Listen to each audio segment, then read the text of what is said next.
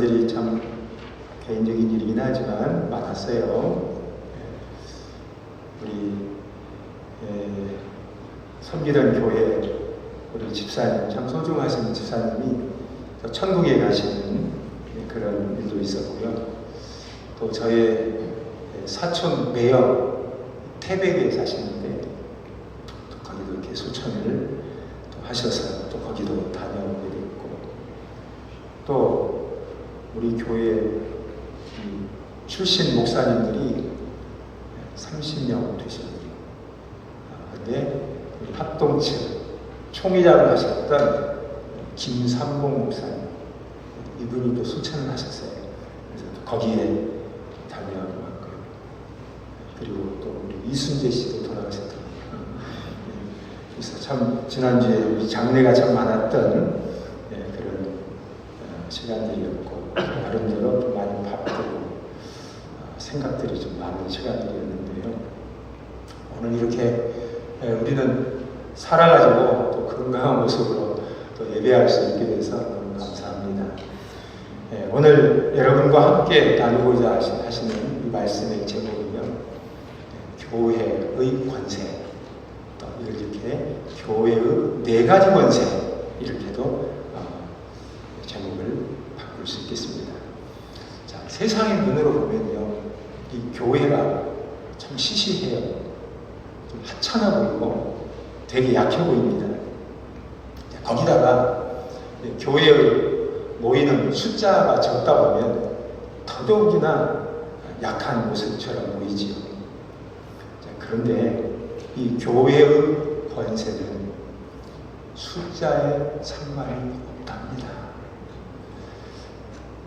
오늘 본문에 한두 사람, 두 사람, 두세 사람, 이 말씀이 구절마다 반복이 되고 있어요. 교회란 두세 사람이 모인다 해도 큰 권세가 있다라는 사실을 우리에게 가르쳐 줍니다. 그러면 과연 교회는 어떤 권세를 가지고 있는 걸까요? 4가지 중에 첫 번째는 권고하는 권세. 교회에 죄를 범한 형제가 있을 때 그를 권고하는 것이 권세랍니다.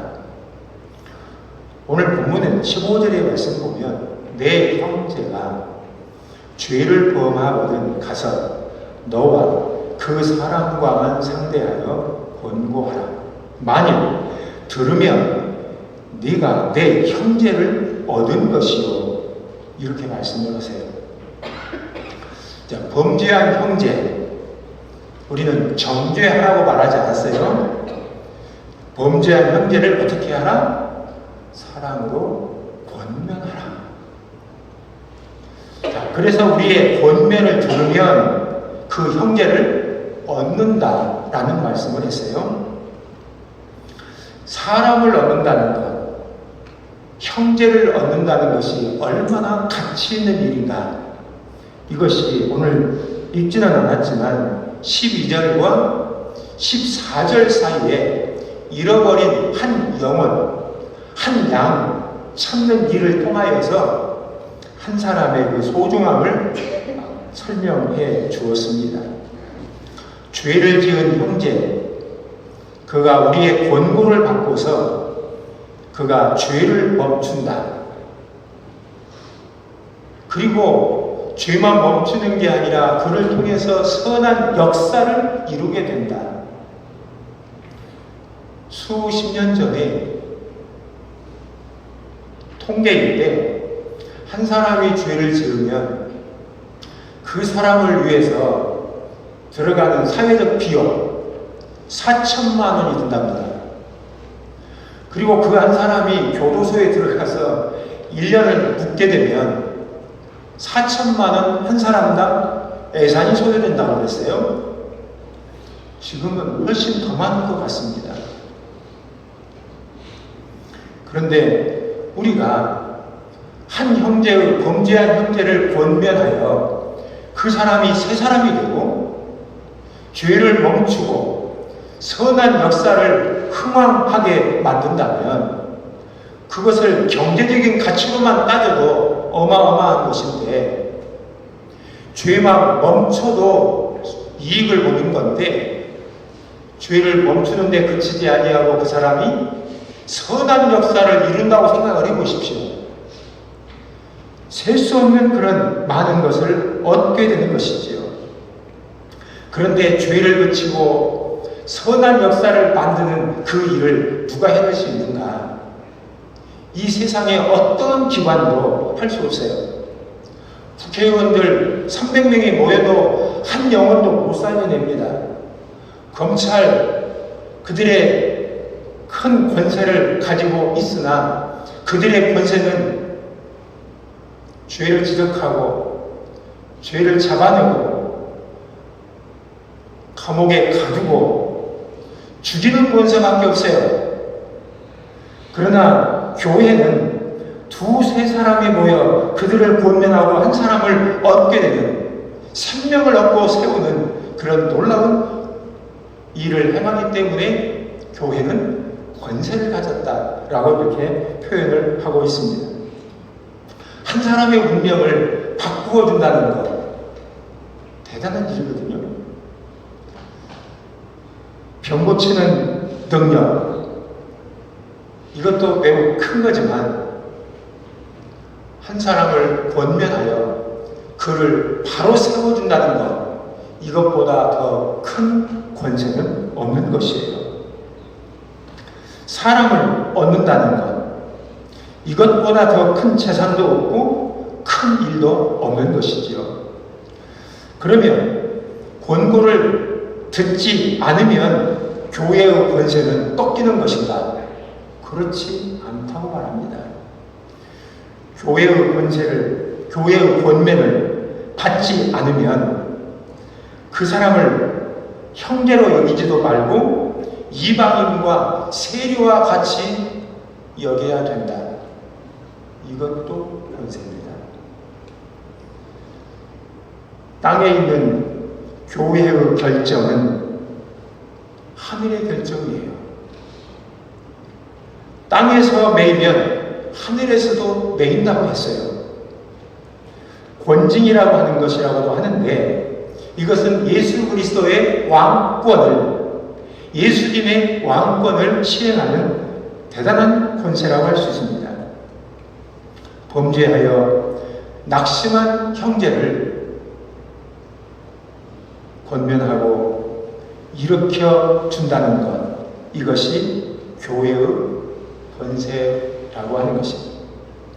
우리 영광교회는 사람으로 권면하고 사람을 얻고 사람을 일으키는 그런 교회 될 수 있기를 축복합니다. 권고하는 권세, 이것이 교회의 첫 번째 권세이고요. 두 번째는 기도하는 권세예요. 19절의 말씀 보니까요, 너희 중에 두 사람이 땅에서 합심하여 무엇이든지 구하면 하늘에 계신 내 아버지께서 그들을 위하여 이루게 하시리라. 물론 이 본문은 죄를 지은 형제를 위하여 합심 기도하라는 말씀이 오늘의 본문의 취지거든요. 그러면 죄를 지은 사람만 합심해서 기도하고 거기에만 효과가 있을까요? 아니지요. 그것도 효과가 있지만 나머지의 모든 것들도 다 우리가 두 사람이 합심하여 기도하면, 비록 기도하는 사람은 땅에 있지만 우리의 기도를 들으시는 하나님께서 그 기도를 들으시고 그 기도를 따라서 그분이 다 이루시겠다. 기도는 내가 했는데, 문제는 내가 던졌는데 수습은 하나님께서 하시겠다는 거죠. 하나님이 일하시겠다. 그런 면에서 합심 기도는요, 하나님과의 연결이에요. 그래서 기도 속에는 하나님의 권세, 하나님의 그 강하심과 그 기도가 결합이 되기 때문에 기도는 이처럼 권세가 있는 것이지요.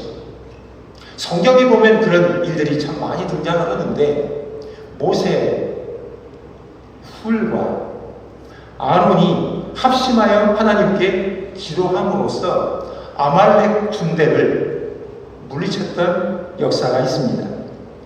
다니엘, 그의 친구들과 함께 기도했어요. 뭐 때문에 기도했죠? 느부갓네살 왕이 조서를 냈습니다. 누구도 번복할 수 없는 왕의 조서, 바벨론의 모든 박사, 그 중에는 다니엘도 들어있고 그 친구들도 모두 죽이기로 되어 있었다고요. 그런데 다니엘과 그 친구들이 기도함으로써 느부갓네살 왕의 조서를 무효로 만듭니다. 그뿐 아니죠.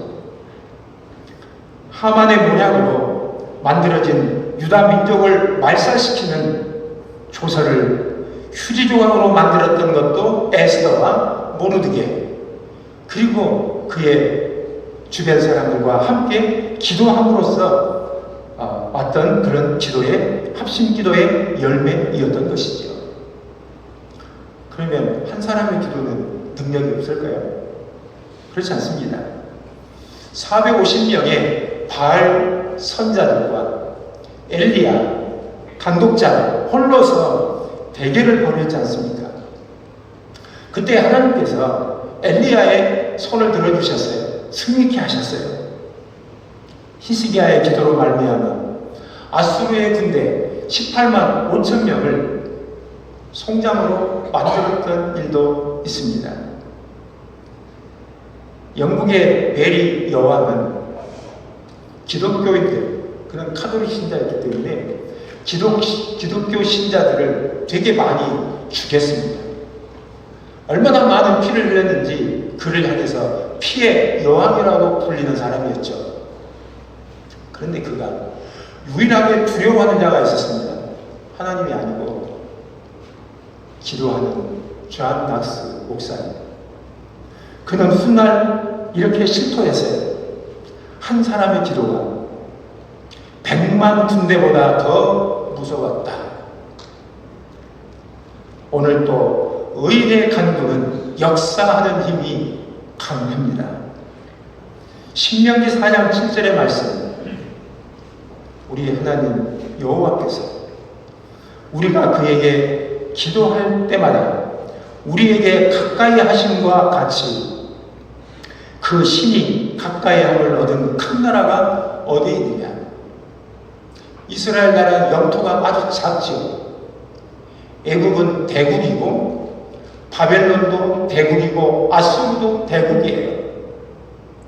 그런데 하나님께서 이스라엘을 향해서 하나님과 가까이 하는, 기도함으로써 하나님과 가까이 하는 큰 나라가 누구냐? 바로 너희들이야. 이스라엘 나라가 큰 나라라고 했어요. 기도하는 나라가 큰 나라이고 기도하는 교회가 큰 교회이고 기도하는 사람이 큰 교회, 큰 사람인 거예요.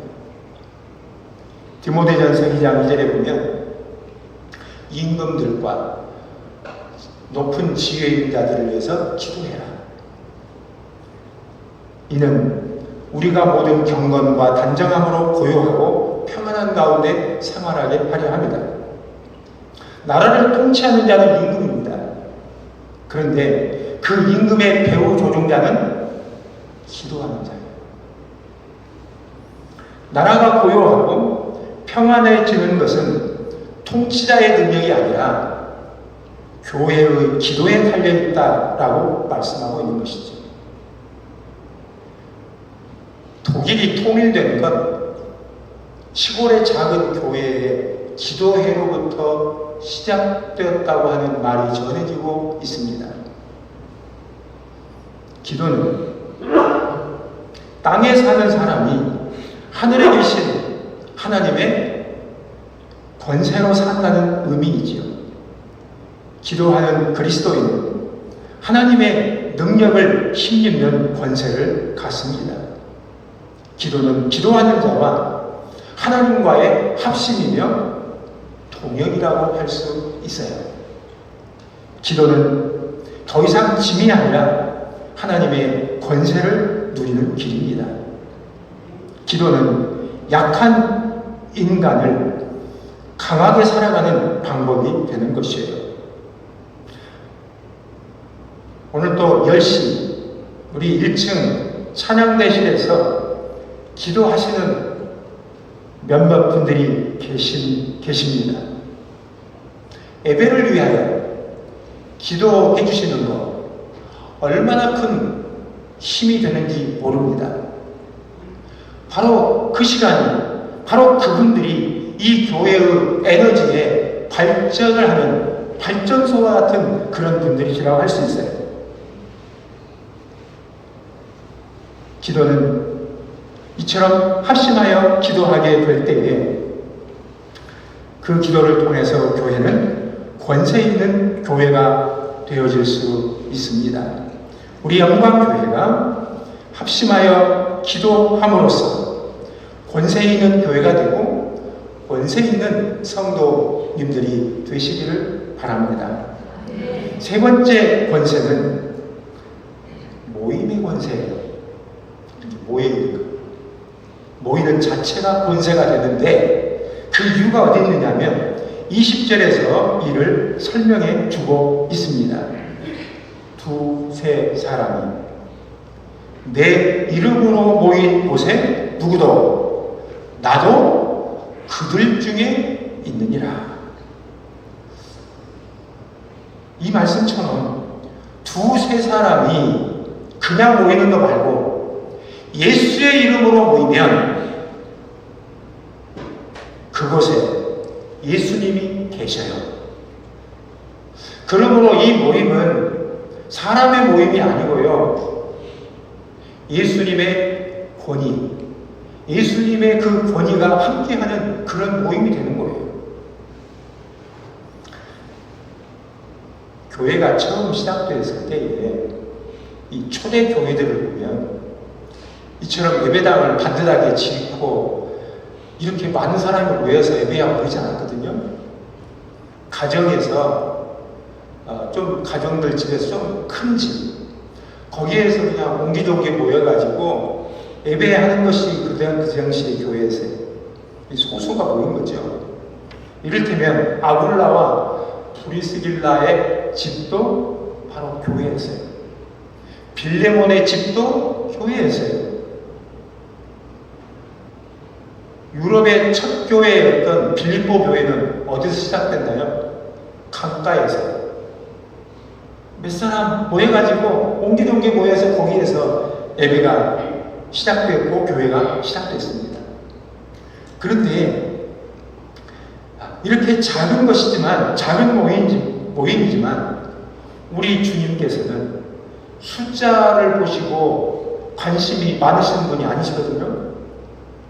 우리 주님은 진리가 선포되고 무릎 꿇는 자가 있는 곳이면 그리고 예수의 이름으로 모인 곳이면 그들 중에 함께 해 주신다고 약속해 주셨습니다.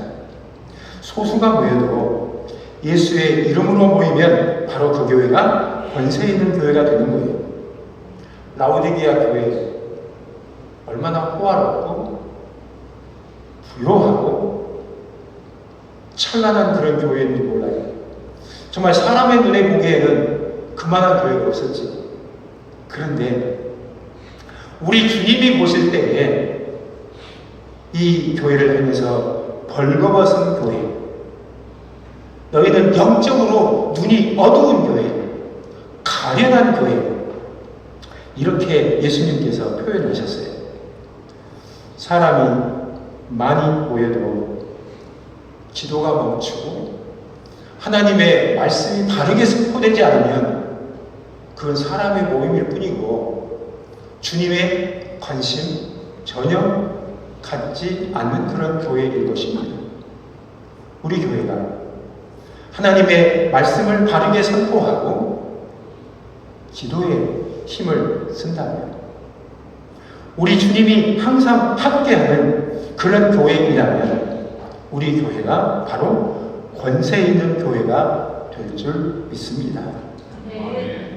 하나님이신 예수님이 나도 그들 중에, 나도 너희들 중에 함께 해주신다는 말씀, 참 놀라운 일이거든요. 만일 여기에 대통령이 와 계시다면 어떡하셨어요? 우리는 용인 시장님이 출석하는 뭔 교회라고 한다면 그것도 자랑스러워 할 거라고요. 그런데 하물며 하늘과 땅의 권세를 가지신 우리 예수님이 이 모임 중에 이곳에 함께 해주신다는 사실이 얼마나 놀라운 일인지 몰라요. 얼마나 감격스러운 일인지 모르는 것이죠. 사울이 예수님 만나기 전에 예수 믿는 자들을 핍박하기 위하여, 체포하기 위하여 다맥색이라는 곳까지 달려가죠. 근데 그 다맥색 도상에서 하늘에서 들려오는 음성을 듣습니다. 사울아, 사울아, 네가 어찌하여 나를 박해하느냐? 주여 주십니까? 뭐라고 대답했죠?